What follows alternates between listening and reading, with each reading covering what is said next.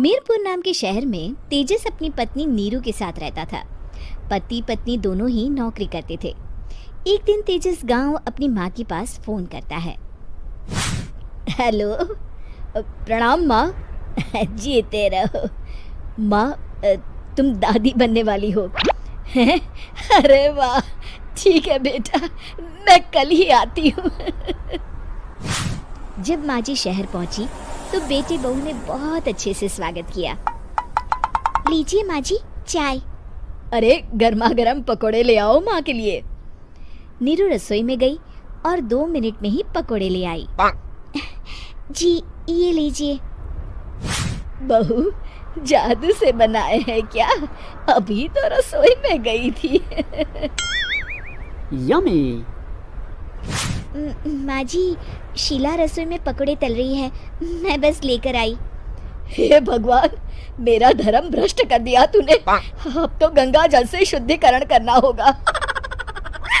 दूसरे दिन, माँ जी मैंने नाश्ता बना दिया है, ऑफिस जा रही हूँ।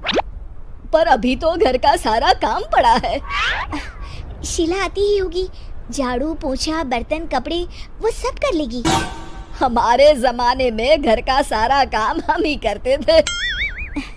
जी माँ जी, आप बहुत होशियार हैं, मैं घर ऑफिस दोनों नहीं संभाल पाती। तो जरूरत क्या है घर से बाहर जाकर चाकरी करने की? वैसे भी घर का काम खुद करने से घर में बरकत आती है, समझी? पर माँ जी। पर वर कुछ नहीं, इस महीने की पगार मिले फिर ऑफिस बंद है। हाँ। रात को नीरू तेजस से कहती है, सुनिए जी, माँ जी बोल रही थी कि मैं नौकरी छोड़ दूं।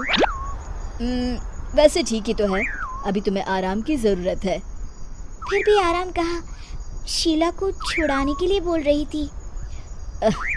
तो अब 24 घंटे में इतना काम तो कर ही सकती हो। पर जॉब पसंद है मुझे, घर पर मन नहीं लगेगा। अगले दिन जब दोनों ऑफिस के लिए निकल रहे थे, मेरी तो कोई कीमत ही नहीं है इस घर में। माँ जी, आजकल महंगाई बहुत है, रहन सहन भी बदल गया है, दोनों नौकरी करते हैं तभी ठीक रहता है। अच्छा, तू कहना क्या चाहती है? मेरा बेटा तुझे बिठा के खिला नहीं सकता? तू ही इस घर का खर्च चला रही है, हैं? नहीं माँ जी, मेरा वो मतलब नहीं था। मतलब खूब समझती हूँ, ये बाल धूप में सफेद नहीं किए मैंने। हाँ। अब तो ये रोज का काम हो गया था। तेजस भी रोज की झिकझिक से परेशान हो गया था। एक दिन उसने कहा, नीरू, वैसे भी तुम्हें मैटरनिटी लीव मिलने वाली है, तो अभी से ही छुट्टी ले लो। पर क्या, मेरी सैलरी अच्छी खासी है। आखिर नीरू ने रिजाइन कर दिया। जब बच्चा हुआ तो घर में सब बहुत खुश हुए। कुछ दिनों बाद तेजस फाइल देख रहा था। क्या हुआ तेजस, कुछ परेशान लग रहे हो? हाँ, वो हमारी जितनी सेविंग्स थी वो तो हॉस्पिटल में और छठी के फंक्शन में खत्म हो गई है नीरू। और अभी वैसे मंदी चल रही है तो मैं बोल रही थी कल मुन्ना को हेपेटाइटिस का टीका लगवाना है। नीरू, क्या पोस्टपोन नहीं कर सकते? नहीं जी, बिल्कुल नहीं। अब तेजस को समझ में आ रहा था कि उससे गलती हुई है। पैसों की कमी का असर घर के माहौल पर भी पड़ रहा था। अगले दिन, बेटा मेरा चश्मा और ये दवाइयाँ ले आना, पर्चा देते हुए माँ जी ने कहा। जी। तेजस, मुन्ना के लिए दूध का डिब्बा और डायपर भी ले आना, और ये किराने के सामान की लिस्ट है, इसे भी लाना है।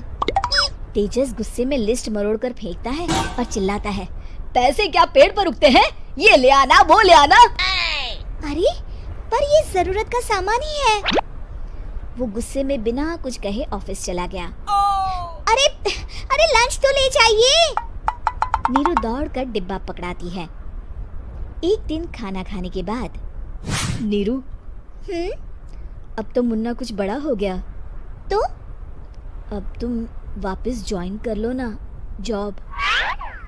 पर इस रिसेशन में जॉब मिलना बहुत मुश्किल है। ट्राई तो करो।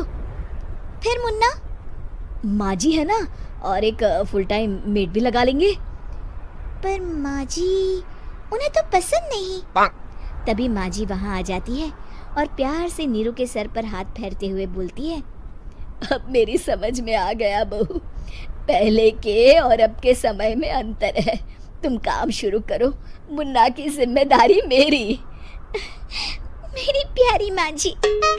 ये कहकर नीरू उनके गले लग गई।